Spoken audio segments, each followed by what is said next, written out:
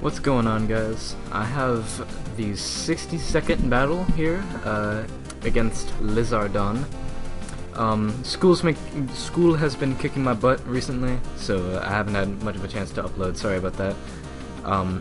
Hopefully, with spring break coming, because spring break actually hasn't happened for me yet, but it should be happening in about 2 weeks. So once that happens, I should be able to upload quite frequently. But anyway, this is an OU match. Yeah, let's just get on with the team preview. So I'm using that Specs Tornadus team that I did the PO live with. He is using a team that looks pretty bulky. He's using SkarmBliss, which is like 2013. Really, dude? Not only that, but he's using a Jellicent, which based on the team seems to be a utility counter set, and a Skarmory to probably set up spikes. And then he has two powerful dragons, which, you know, that's going to be pretty difficult to break through. So my Ferrothorn and my Jirachi are going to need to have a lot of work done for them, so that those dragons can be dealt with. However, he doesn't seem to have any weather, so at least Pokemon like Starmie and Tornadus can function well throughout the whole match, and my Jirachi can hit all of its thunders. Anyway, let's just get right on with the battle. Anyway, he is going to lead off with his Jellicent. I'm going to lead off with my Politoed. I'm just going to go for the safe HP Grass, not trying to predict on the first turn. I did calc this, and based on the damage, he is the utility counter set. So what I'm going to do here is I'm going to get him down to a percentage where he's going to be forced to recover, so that I can switch into my Garchomp and set up a sub. I could have gone into my Tornadus to fire off some Hurricanes, but after some calcing, he would have lived one 100%. So I'm just going to go into my Garchomp. He does end up recovering, but I did kind of have to rely here on him going for the Will-O-Wisp instead of the Scald, and unfortunately my plan just kind of breaks in two because he does go for the Scald instead of the Will-O-Wisp. A good play on his part, but that means that I am going to have to be I can't speak English today, that I am going to be forced to switch out. I chose that thing that I'm going to switch out into as Tornadus because with Blissey around, it's not going to be doing much, but still nice to fire up some Specs Hurricanes, do some powerful damage to Jellicent, and as he's going to send in right now, Blissey, which, I mean, it is a Blissey and everything, but it's not going to like taking two of these Hurricanes, probably because he has more physical investment than special. But regardless, I'm just going to hit him with another Hurricane. That's going to bring him down to less than half. Tornadus is a monster, and he's going to kill me off with a Flamethrower. This does give me another safe switch into my Garchomp, which is nice. I'm just going to set up, I believe, no, I'm going to double switch into my Starmie, because I believe, because I thought that he would switch in his Starmie. He actually switched into his Donphan. I wanted to go for the safe Ice Beam, just in case his Jellicent had Water Absorb, as it appears to have.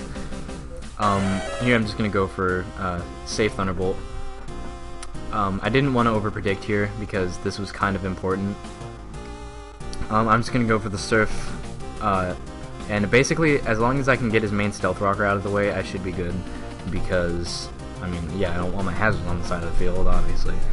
However, Life Orb Recoil is actually going to bring me down to a point where I can live at a percentage to actually fire off one more hit, which is going to come in useful.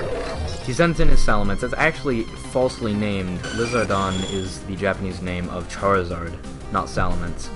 Anyway, I'm actually going to double switch into my Starmie. I thought he would actually set up his spikes so I could go for the Rapid Spin and kill myself off, but he actually goes for the Taunt, which means that I can go for the Thunderbolt, get the Para, and the full Para, and be prepared for some major haxing to happen. I did honestly hax this guy a lot. But this gives me a point where I can actually go into my Garchomp and revenge him fairly easily.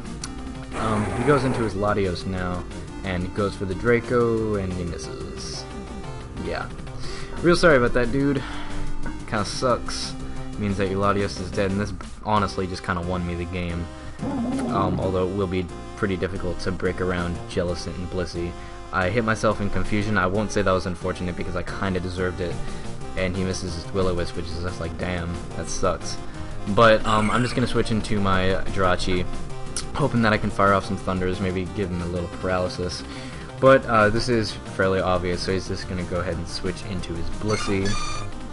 I do get the paralysis, but of course it doesn't matter because he has natural cure like every Blissey ever. However, pretty much any time he sends in his Blissey, as long as he doesn't double switch, then I should be good to switch into my Garchomp. For some reason I Iron-Headed. I guess that was a good play considering that if I went into my Garchomp I would have to been faced with Salamence. Regardless, I believe I actually switch into my Ferrothorn here. And this is why Ferrothorn hard counters nearly every variant of Blissey. This one move right here that I just missed, Least Seed. Because once you start gaining health back, as you can see, after leftovers, and probably even without, well, maybe not without, but after leftovers, I will be able to heal back all the way with just one turn of Leech Seed. He's going to switch into his Salamence. The Intimidate is kind of inconvenient, and because of the rain, Flamethrower is going to do less than half, and I just kill him off with the Gyro Ball, and I get a crit. This is probably not the best game to be uploading just because of all the hacks that happens. Anyway, I speed this up here just because this is basically me saying, screw it, Ferrothorn, you've done your job. Now stay in here until you die. And with the burn and all that residual damage, that actually won't take a while, or it won't take a while. It will not take a very long time. I just sped it up because it's not that interesting to watch.